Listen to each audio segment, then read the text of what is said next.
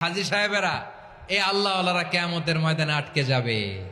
বিশাল লম্বা দাড়ি, ছেলেরে সব দিয়ে দিছে, মেয়েরে কিছু দেয় নাই, মেয়ের হক আদায় করে নাই। এজন্য আল্লাহ তাআলা বলেন, কারো অধিকার যদি কেউ নষ্ট করে, ওই সমাজটা মানবিক সমাজ কঠিনকালেও হতে পারে না।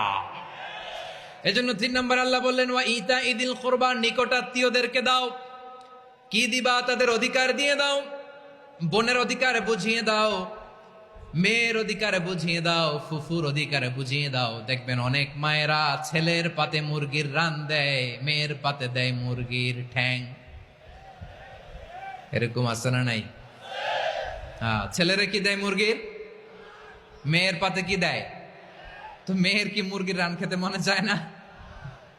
মনে চায় না? এমনটা করা যাবে না। নিকটাত্মীয়দেরকে অধিকার দিয়ে দাও, নিকটাত্মীয়ের সাথে সুসম্পর্ক রাখো। আদেশটা কার?